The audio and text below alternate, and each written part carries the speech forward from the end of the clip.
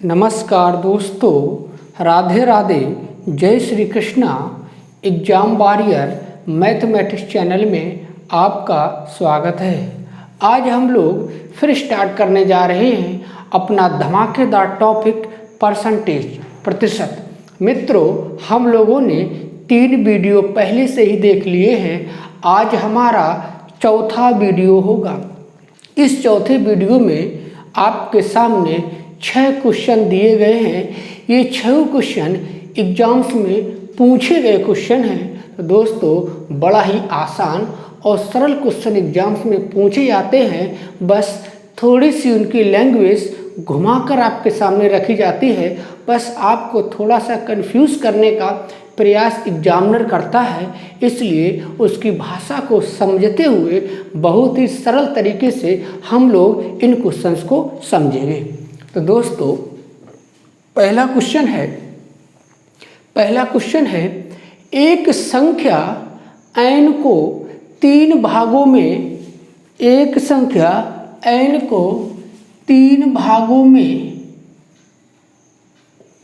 विभाजित किया जाता है। एक संख्या n को 3 भागों में विभाजित किया जाता है। यदि प्रथम 2 भागों का योग तीसरे भाग के प्रतिशत के बराबर हो तो तीसरा भाग क्या होगा। तो दोस्तों, मैं इसके आपको ऑप्शन भी दे रहा हूँ। हमारा पहला ऑप्शन है 100n बटे k-100। दूसरा ऑप्शन है 100n बटे k+100। तीसरा ऑप्शन है 100k बटे n+100। चौथा ऑप्शन है 100k बटे n-100। तो दोस्तों, जो क्वेश्चन नंबर फर्स्ट है ये आपके एसएससी में पूछा गया क्वेश्चन है। एसएससी 10+2 में ये क्वेश्चन पूछा गया था और इसके ऑप्शन हैं 4 जो आपके सामने रखे हुए हैं।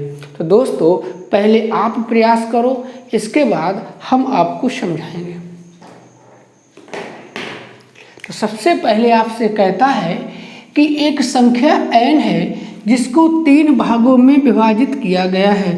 तो मित्रों, हमने एक संख्या n मानी है जिसको हमने 3 भागों में विभाजित कर लिया है। पहला भाग p है, दूसरा भाग q है और तीसरा भाग r।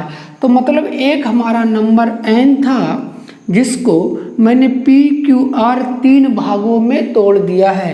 तो यहाँ पर ये भी कह सकते हैं कि p + q + r, यदि तीनों भागों को जोड़ दिया जाए तो ये किसके बराबर हो जाएगा, n के बराबर। क्योंकि एक संख्या n थी, इसको हमने 3 भागों में तोड़ दिया है। यदि तीनों भागों को जोड़ दे तो पुनः वह संख्या n प्राप्त हो जाएगी। अब आगे कहता है कि यदि प्रथम 2 भागों का योग तीसरे भाग का के प्रतिशत के बराबर हो तो इसको समझते हैं प्रथम 2 भाग यहाँ p और q है। आगे कहता है प्रथम 2 भागों का ये योग तीसरा भाग कितना है, r, तीसरे भाग के प्रतिशत के बराबर है। के प्रतिशत का मतलब होता है मित्रों k/100। अब हमने ऑप्शन की ओर देखा है, इसमें किसी भी ऑप्शन में p q r नहीं है, लेकिन क्वेश्चन में आपसे तीसरा भाग पूछा गया है, माने r का मान पूछा गया है। तो हमें क्या करना है, r का मान यहाँ से निकाल लेना है। तो यहाँ से आप देख सकते हो, यहाँ से पहले हम क्या करेंगे, p और q का मान रख लेंगे क्योंकि हमसे r का मान पूछा गया है, तीसरा मान पूछा गया। तो यहाँ से देखा जाए p और q का मान कितना होगा, p और q इधर रहेगा, r उधर पहुँच जाएगा। तो आप देख सकते हो यहाँ पर p + q इधर रखो, r उधर ले जाओगे तो n-r हो जाएगा। ये r उधर जाएगा तो n-r हो जाएगा। तो मित्रों, p + q की जगह हम रख देंगे n-r। तो p + q की जगह हमने n-r रख दिया बराबर r × k/100। अब इस 100 का इधर कैंची गुणा हो जाएगा तो गुणा कर देते हैं 100n माइनस 100r बराबर आर के। अब हमें क्या करना है, आर को एक तरफ ले जाना है। तो मित्रों इसको हम ऊपर यहाँ पर हल किए देते हैं, हो सकता है नीचे आपको दिखाई ना पड़े। तो हमें क्या करना है, आर को एक तरफ ले जाएंगे तो ये आपका 100n है, उधर आपका आर जाएगा तो आपका आर के माइनस 100r।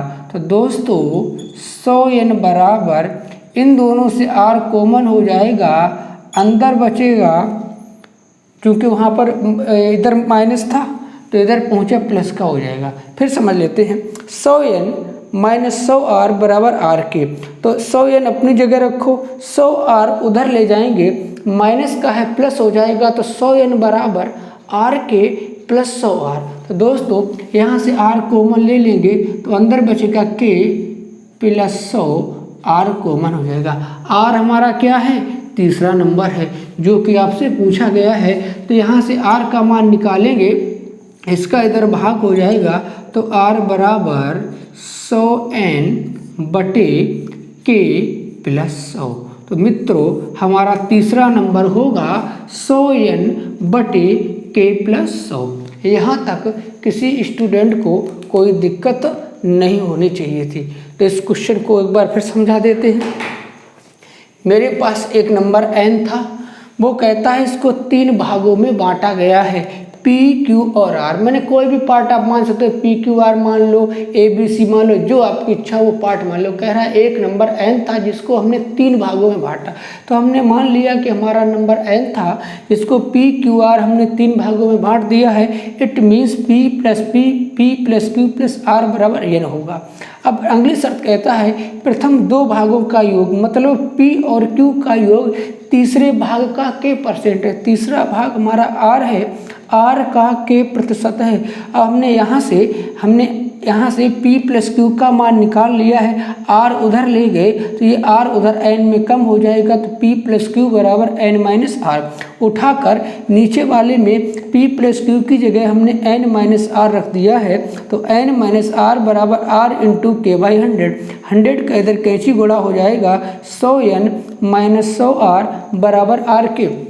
अब R को एक तरफ ले लिया क्योंकि हमें R का मान निकालना है, तो 100n बराबर R के, इधर माइनस में था उधर प्लस में हो जाएगा 100R, दोनों से R कॉमन हो जाएगा, तो 100n बराबर k प्लस 100, R बाहर हो जाएगा, R का मान हो जाएगा 100n बटे k प्लस R। तो मित्रों यहाँ तक आपको कोई दिक्कत नहीं आनी चाहिए।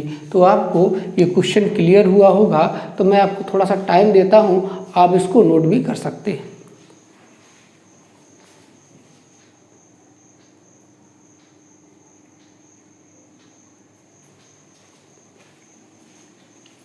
तो आई होप आप लोगों ने इसको नोट कर लिया होगा।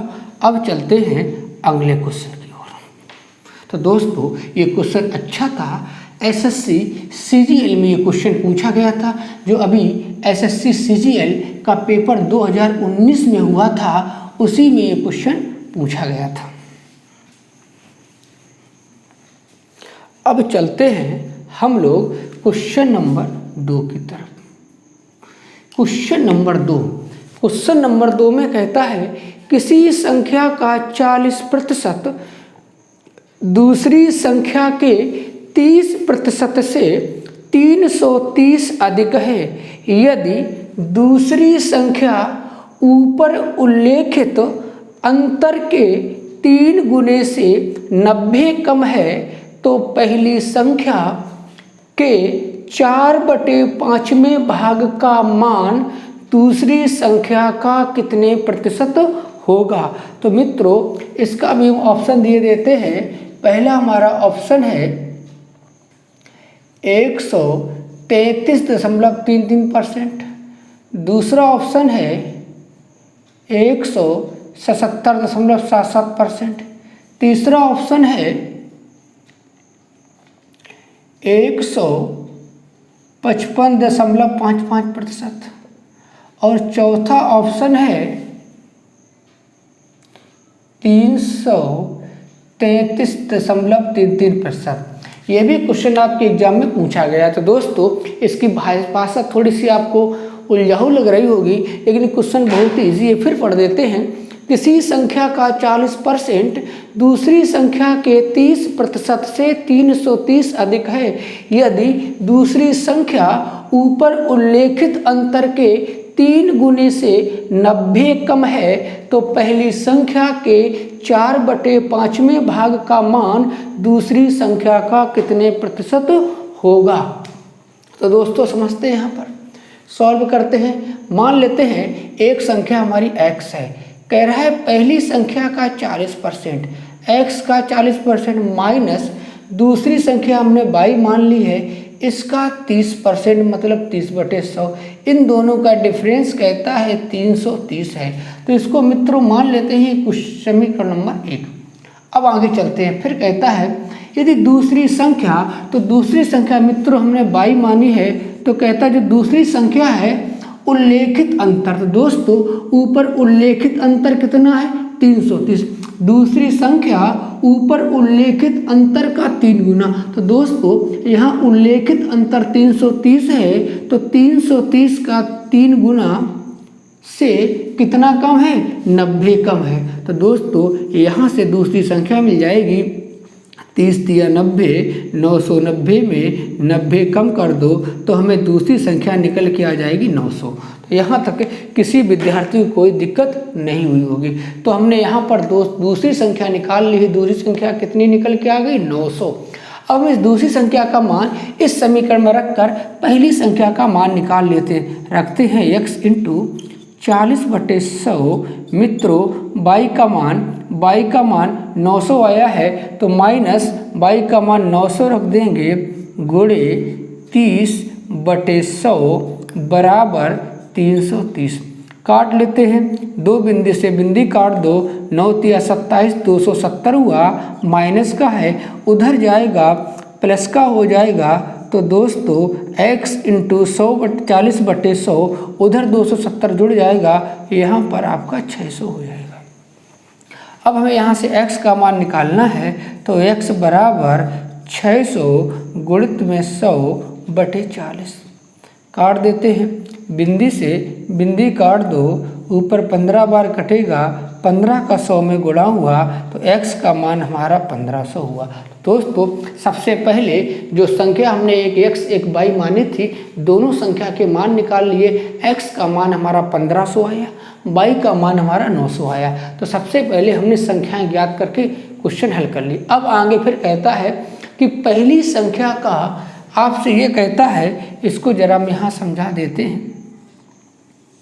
कहता है पहली संख्या हमने क्या है x, पहली संख्या का 4/5 दूसरी संख्या y का कितने प्रतिशत है। तो y का दोस्त हमने मान लिया है कि a% है। अब आगे पढ़ते हैं। पहली संख्या मैंने पहली संख्या कितनी मानी x, पहली संख्या का 4/5। कह रहा y दूसरी संख्या का कितने प्रतिशत है, दूसरी संख्या मैंने y मानी है, तो y का मैंने मान लिया a% है। तो x y के मान रख देते हैं। x का मान हमें 1500 मिला है, 1500 गुणे 4/5 बराबर y का मान 600 मिला है, y का मान 900 मिला है, 900 गुणे a/100। सॉल्व कर लेते हैं, बिंदी से बिंदी कट गया, इधर काट देते हैं, 5 या 15 300, 300 का 4 में गुणा हो जाएगा, 1200 बराबर 9 × a, यहाँ से a बराबर निकलेगा 1200/9, या इसको हम लोग काट सकते हैं, 3 से काट दो, 3 चौको 12, 3 त्रिका 9, 400/3। अब दोस्तों इसको आप काटोगे, 3 एकम 3, यहाँ पर आपका 1 बचा, 3 त्रिका 9, 3 त्रिका 9। अब आप देख सकते हो मित्रों इसका आंसर हो जाएगा, हमने a% माना है तो a% का मान कितना हो जाएगा 133.33%।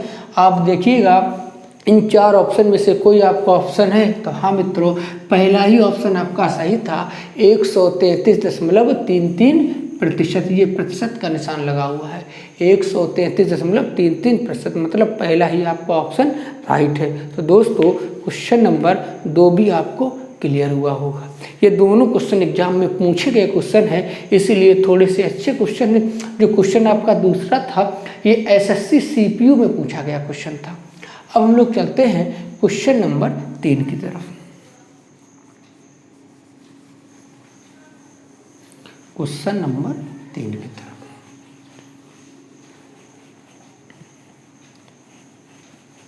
तो इन 2 क्वेश्चनों को हटा देते हैं।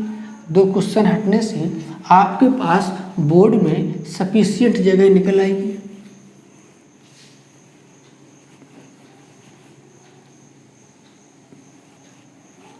चलो अच्छा, अब हम बात करते हैं क्वेश्चन नंबर 3।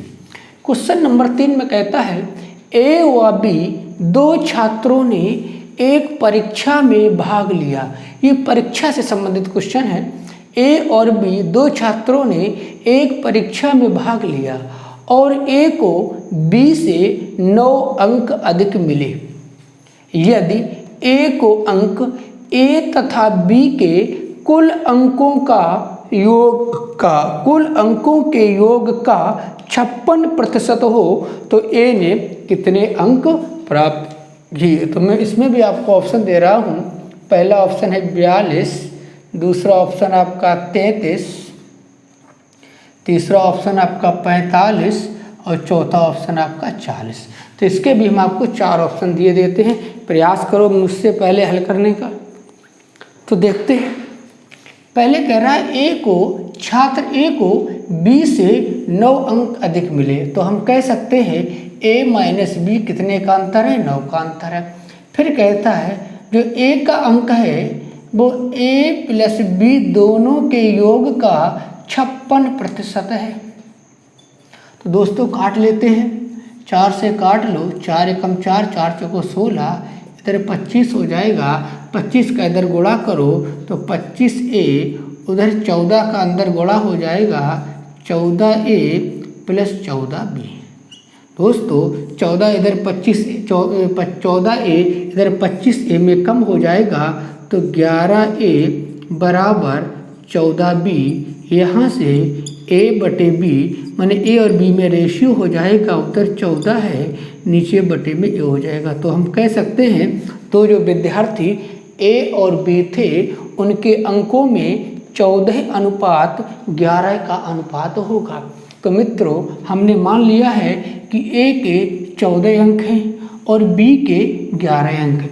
यदि a के 14 अंक हैं, b के 11 अंक हैं, तो यहाँ पर अंकों के बीच में कितने का अंतर होना चाहिए, 3 का। लेकिन क्वेश्चन में कितने का अंतर है, 9 अंकों का।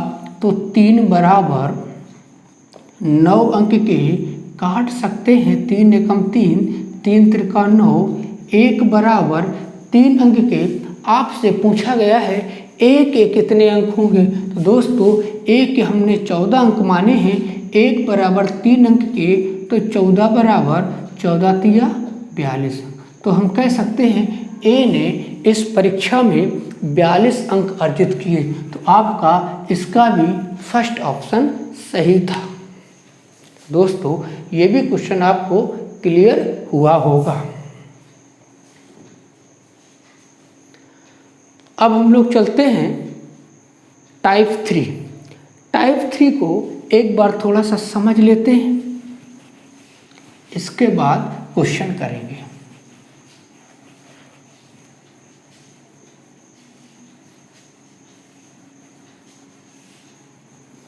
टाइप 3 भी आपके एग्जाम बेस क्वेश्चन है, एग्जाम वाले पैटर्न पर आधारित क्वेश्चन है। दोस्तों ऐसे मान लीजिएगा एक परीक्षा थी, मान लेते हैं एक परीक्षा थी जिसको कुछ विद्यार्थियों ने दिया। तो उसमें गणित में एम को हमने मैथ मान लिया है गणित में मान लेते हैं 70% विद्यार्थी पास हुआ। फिर इंग्लिश में हम लोग मान लेते हैं 60% विद्यार्थी पास हुआ। फिर मैथ और इंग्लिश दोनों में मैंने मान लिया है कि 50% विद्यार्थी पास हुआ। दोस्तों एक एग्जाम्पल हम दे रहे हैं। मान लीजिए आपके क्लास में एक परीक्षा कराई गई। ये परीक्षा मैथ और इंग्लिश की थी। तो कुछ विद्यार्थी ऐसे होंगे जो मैथ में पास होंगे, कुछ विद्यार्थी ऐसे होंगे जो इंग्लिश में भी पास होंगे, और कुछ विद्यार्थी ऐसे होंगे जो मैथ और इंग्लिश दोनों में पास होंगे। दोस्तों मैंने मान लिया कि आपकी कक्षा में 70% विद्यार्थी ऐसे थे जो मैथ में पास थे, और 60% विद्यार्थी ऐसे थे जो इंग्लिश में पास थे, जबकि 50% विद्यार्थी ऐसे थे जो मैथ और इंग्लिश दोनों में पास थे। अब मेरी बात बहुत ही ध्यान से समझिएगा। यदि आपसे ये पूछा जाता ऐसे विद्यार्थी कौन हैं जो गणित में पास हैं, तो आप सोच रहे होंगे तो वो विद्यार्थी खड़े होंगे जो केवल गणित में पास है, वो तो खड़े होंगे ही होंगे। उनके साथ वो भी विद्यार्थी खड़े हो जाएंगे जो दोनों विषयों में पास हैं। तो पहली वाली लाइन में आप देखिएगा गणित में दोस्तों कितने पास हैं, 70 विद्यार्थी पास हैं। अगर इसी में हम कह देते केवल गणित में कितने पास हैं, तो दोस्तों 50 विद्यार्थी ऐसे हैं जो दोनों विषय में पास हैं। तो हम कह सकते थे जो दोनों विषय में पास हैं वो 50 विद्यार्थी बाहर हो जाते। अगर 70 में 50 विद्यार्थी दोनों में पास होने वाले हैं तो केवल गणित में पास होने वाले कितने विद्यार्थी बचते, 20% विद्यार्थी केवल गणित में पास होने वाला कितना विद्यार्थी है, 20% है।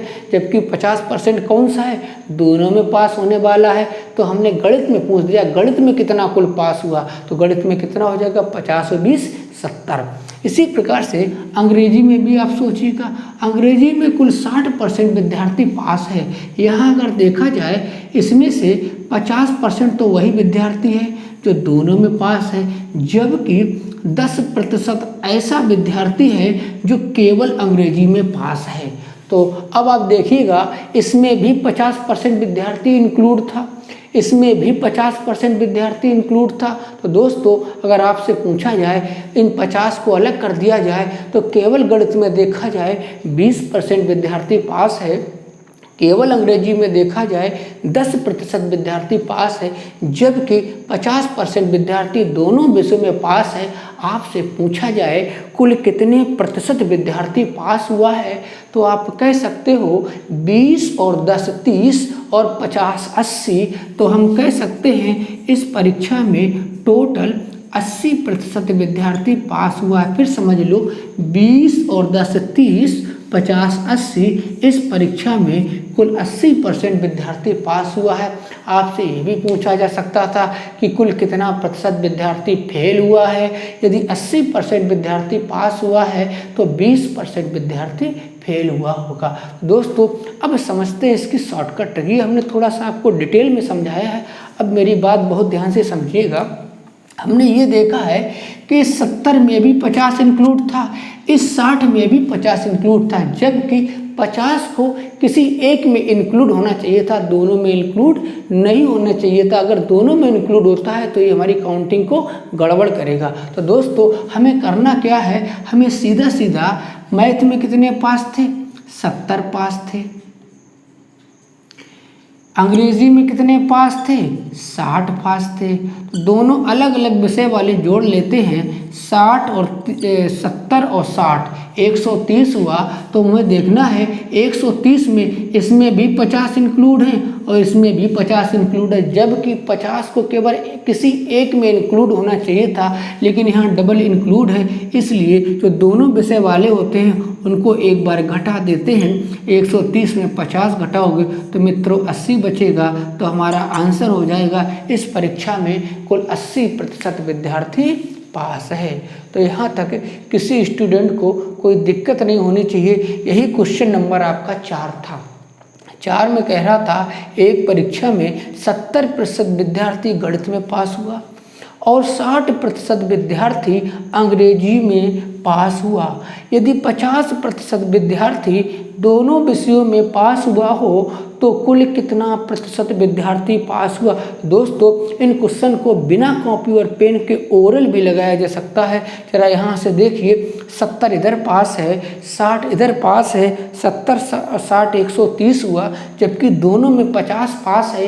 130 में 50 कम कर दो तो दोस्तों कितना बचा 80%। तो हम कह सकते हैं इस परीक्षा में कुल 80% विद्यार्थी पास है। तो दोस्तों क्वेश्चन नंबर 4 आपको क्लियर हुआ होगा। तो क्वेश्चन नंबर 4 का परफेक्ट आंसर कितना होगा 80%। अब चलते हैं क्वेश्चन नंबर 5 की तरफ। अब क्वेश्चन नंबर 5 को डिटेल में हल ना करके सीधा सीधा हल करेंगे। क्वेश्चन नंबर 5 में कहता है एक परीक्षा में 70% विद्यार्थी विज्ञान में तथा 80% गणित में पास हुए और 10% विद्यार्थी दोनों विषयों में फेल होते हैं, तो कुल 144 विद्यार्थी पास हुए हों, तो बताइए इस परीक्षा में कुल कितना विद्यार्थी बैठा था। तो दोस्तों बड़ा ही अच्छा क्वेश्चन है। सबसे पहले आपको विज्ञान शब्द दिया गया, माने साइंस दिया गया, इसको ऐसे ले लेते हैं, माने विज्ञान की बात हो रही है। कह रहा है विज्ञान में 70% विद्यार्थी पास है। दूसरा सब्जेक्ट आपका गणित है, गणित को एम से ले लिया। गणित में आपसे कहता है 80% विद्यार्थी पास है, जबकि साइंस और मैथ माने दोनों की बात हो रही है, गणित और विज्ञान की बात हो रही है, दोनों में 10% विद्यार्थी फेल हैं। मित्रों अगर 10% विद्यार्थी फेल होगा तो हम कह सकते हैं 90% विद्यार्थी क्या होगा पास होगा। तो हमने यहाँ क्या किया, फेल को पास में कन्वर्ट कर लिया। क्वेश्चन में कहता है कि 10% विद्यार्थी दोनों विषयों में फेल हुआ। जैसे ही मैंने देखा 10% विद्यार्थी दोनों विषयों में फेल है तो मैं समझ गया 90% विद्यार्थी दोनों विषयों में पास होगा। एक बात ध्यान रखना है, सब में एक ही कंडीशन लेनी है, यहाँ पर भी पास है, यहाँ पर भी पास है, यहाँ पर भी पास है। अब आपको वही करना है, अलग अलग विषय वाले जोड़ दो, 70 और 80 जोड़ोगे 8 7 15 150 होगा। दोनों वाले उसमें घटा देंगे, 90 कम कर देंगे, तो दोस्तों देख सकते हो आपका 60% आया। और जिस कंडीशन में क्वेश्चन होता है इस क्वेश्चन में सब पास हैं, तो जो रिजल्ट आएगा वो हमेशा किस में आएगा, जिस कंडीशन में क्वेश्चन होगा उसी में रिजल्ट आएगा। तो हमने सबको पास में लिया है तो हमारा रिजल्ट भी पास में ही निकलेगा। तो हम कह सकते हैं इस परीक्षा में कुल 60% लड़का पास हुआ। लेकिन मित्रों यहाँ पर कुल प्रतिशत पास लड़का नहीं पूछा गया है, पूछा गया है कि टोटल परीक्षा में कितना लड़का बैठा है। आपको दिया गया है इस परीक्षा में कुल 144 लड़का पास हुआ है। मैंने निकाला है इस परीक्षा में 60% लड़का पास हुआ है, तो 60% बराबर 144 छात्र के या विद्यार्थी के काट सकते हो। 6 एकम 6, 6 दूनी 12, 6 चौको 24, 10% बराबर 24 छात्रों के। तो मित्रों हमें पूरे कक्षा के विद्यार्थी निकालने हैं और पूरे कक्षा के विद्यार्थी प्रतिशत में हमेशा 100% होते हैं। तो दोस्तों 10% का मान 24 है, एक बिंदी बढ़ा दो, 100% का मान इधर भी बिंदी बढ़ा देते हैं, 240 हो जाता। तो हम कह सकते हैं कि इस विद्यालय में या इस परीक्षा में 240 विद्यार्थियों ने भाग लिया। तो दोस्तों क्वेश्चन नंबर 5 भी आपको क्लियर हुआ होगा। यहाँ तक किसी विद्यार्थी को कोई दिक्कत नहीं होनी चाहिए। फिर समझा देते हैं, विज्ञान में 70% पास हुआ, विज्ञान में 70% पास हुआ, गणित में 80% पास हुआ, दोनों में दिया है 10% फेल। इसका मतलब है दोनों में कितना पास हुआ, 90% पास हुआ। अलग अलग विषयों को जोड़ देते हैं, अलग अलग विषयों को जोड़ देते हैं, दोनों विषयों को घटा देते हैं, दोनों का 70 और 80 150 हुआ, दोनों विषयों को घटा दिया 90, तो टोटल पास कितना निकल के आ गया 60%। 60% का मान दिया गया 144, कह रहा कुल 144 विद्यार्थी पास हैं। 60% बराबर 144 44 के 10% बराबर 24 के, तो 100% बराबर 240 के। तो दोस्तों आई होप क्वेश्चन आपको क्लियर हुआ होगा। तो दोस्तों आज का लास्ट क्वेश्चन हमारा छठवां भी बहुत ही ईजी है और इसी पूरा पैटर्न पर आधारित क्वेश्चन है। अब क्वेश्चन नंबर 6 को भी पढ़ लेते हैं। 6 में कहता है एक परीक्षा में 52% हिंदी में तथा 42% अंग्रेजी में फेल हुए। यदि 20% दोनों विषयों में फेल हुए हों तो बताइए, दोनों विषयों में फेल हुए हों तो बताइए कुल कितने प्रतिशत विद्यार्थी पास हुआ। तो दोस्तों सेम उसी पैटर्न पे क्वेश्चन ये भी है। तो हिंदी को हम लोग एच से ले लेते हैं। कह रहा है हिंदी में 52% फेल हैं, अब की बार फेल दिया गया है। और दूसरा सब्जेक्ट हमारा अंग्रेजी है, तो इसे ले लेते हैं। इंग्लिश में 42% फेल है, जबकि हिंदी और इंग्लिश दोनों की बात करता है, दोनों में 20% विद्यार्थी फेल है।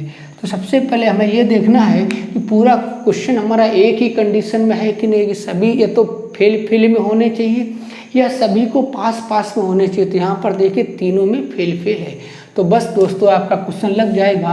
52 और 42 को जोड़ना है, 2 2 4, 4 5 9 और आपको 20 को घटा देना है। 20 इसमें लेस कर देंगे तो दोस्तों यहाँ से 4 बचेगा, यहाँ पर 7 बचेगा।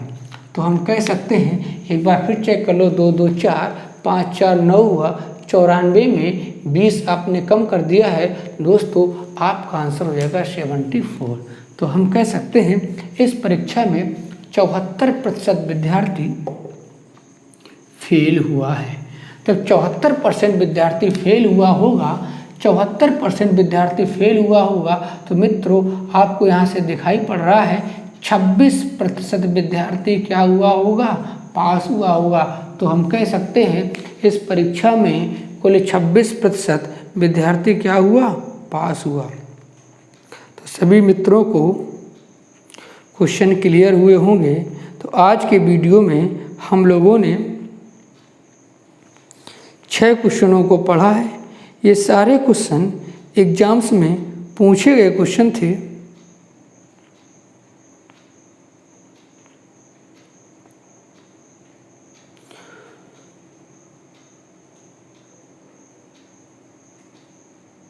ठीक है, तो दोस्तों इनको एक बार घर में लगाइएगा ज़रूर। यहाँ पर पढ़ने के बाद एक बार आप लगाने का प्रयास भी अवश्य कीजिएगा। ठीक है, तो धन्यवाद मित्रों। अब फिर आपको नेक्स्ट वीडियो में कुछ और अच्छे से क्वेश्चन लेके आएंगे। तब तक आप लोग आराम से इन क्वेश्चनों के प्रैक्टिस करो और जितने आपके वीडियो हो चुके हैं उनको प्रैक्टिस भी करते रहिएगा।